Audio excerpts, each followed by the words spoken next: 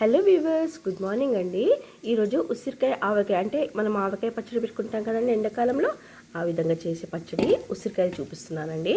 ఈ ఉసిరికాయలు బాగా క్లీన్ చేసుకొని ఈ విధంగా బట్టతోటి మొత్తం క్లీన్ చేసి పెట్టేసుకోవాలి. అంటే వాటర్ చుక్క ఉండకూడదు అనమాట. మనకి ఒక చుక్క వాటర్ లేకుండా క్లాత్తో క్లీన్ చేసామండి.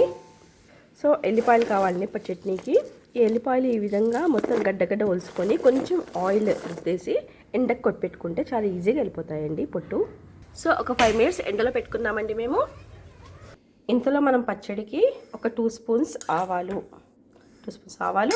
ఒక 1 స్పూన్ మెంతులు, 1/2 స్పూన్ జీలకర్ర తీసుకోవాలండి. సో ఫస్ట్ మనం జీలకర్ర వేయించుకోవాలండి, తర్వాత మెంతులు వేయించుకోవాలి. ఇవి రెండు అయ్యాకనే కొంచెం లైట్ దూరగా ఆవాలు వేయించుకోవాలి. సో ఫస్ట్ మెంతులు కొంచెం వేయించుకుందామండి.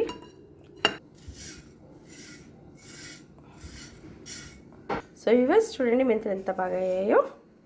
ఇప్పుడు జీలకర్ర కొద్దిగా తీసుకున్నాం కదా, జీలకర్ర అది వేయించుకుందాము.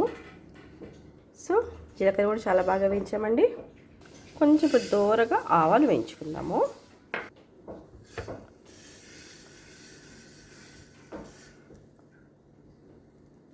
ఇంకా తీసేయడమే అండి. సో ఇప్పుడు ఇది గ్రైండ్ చేసుకోవాలండి. సో ఆ పొడి గ్రైండ్ చేశాక ఈ విధంగా వస్తుందండి.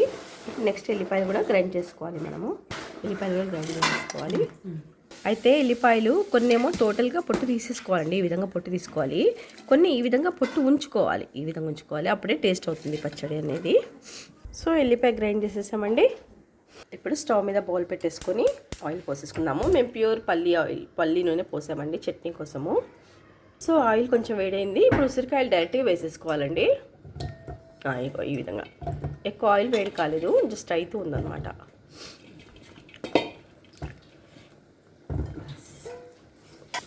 సో ఈ విధంగా కొంచెం మగ్గడం స్టార్ట్ అయింది ఆయిల్లో. ఇప్పుడు ఆయిల్లో ఉడికిందండి. ఈ విధంగా విచ్చుకోవాలి. కట్ చేసినప్పుడు కట్ అయిపోవాలండి, అంతవరకు మనం పెట్టుకోవాలి. సో ఈ కాయలు బయటకు తీసేసుకున్నాక ఆయిల్లో కొన్ని మెంతులు, జీలకర్ర, కొంచెం ఆవాలు వేసేసుకోవాలండి.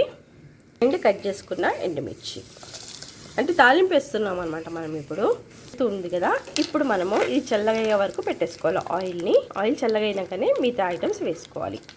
సో ఆయిల్ కొంచెం చల్లగైపోయిందండి, ఒక 70% చల్లగైపోయింది. ఇప్పుడు మనం గ్రైండ్ చేసి పెట్టుకున్నాం కదా, ఆ వెల్లిపాయ పేస్ట్ వేస్తున్నాము. ఇలా పొగలు రావాలి. ఈ విధంగా పొగొస్తే మంచి స్మెల్ వస్తూ ఉంటుంది మనకి. ఈ విధంగా కొంచెం యూనిఫామ్గా కలుపుకోవాలండి.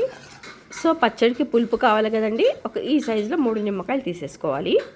సో పెద్దవే 2 సరిపోయాయండి. 2 కాయలవి తీసుకున్నాము రసము.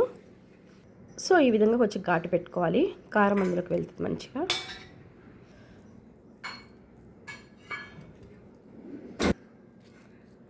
ఓకే, రౌండ్గా ఘాట్స్ పెట్టేసుకున్నాయండి ఇవన్నీ. యాక్చువల్లీ ఇవి 1/2 కిలో కంటే కొంచెం ఎక్కువ ఉన్నాయండి.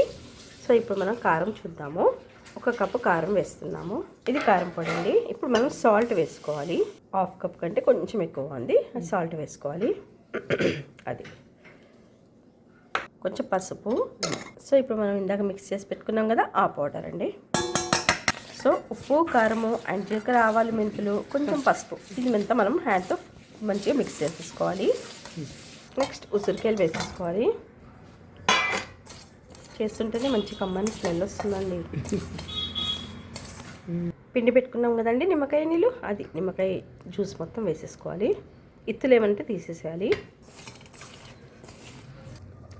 ఆయిల్ వేసేసుకోవాలండి. ఇందాక మనం ఎల్లిపాయ, జీలకర్ర, ఆవాలు, మెంతులన్నీ వేసుకున్నాం కదా, తాలింపు వేసాం కదా, అది ఇందులో పోసేసుకోవాలి.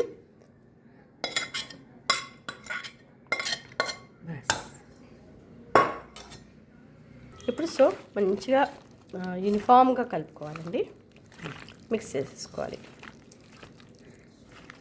సో యూనిఫామ్గా కలిపేసుకున్నాక ఈ విధంగా ఉంటుందండి, చాలా బాగుంటుంది. కొద్దిగా రోజు తింటూ ఉంటే టేస్ట్ పెరుగుతుంటుంది. ఇప్పుడు మనం ఉప్పు కారం చూసేసుకోవాలి టేస్ట్. చాలా బాగుందండి. సో వ్యూవర్స్, మీరు ట్రై చేయండి. Please share and subscribe my channel. ఇంత బాగా పెడుతున్నాను కదండి, మీరు చూసి సబ్స్క్రైబ్ కంపల్సరీ చేయాల్సిందే అండి. So please subscribe my channel and share also. Bye viewers.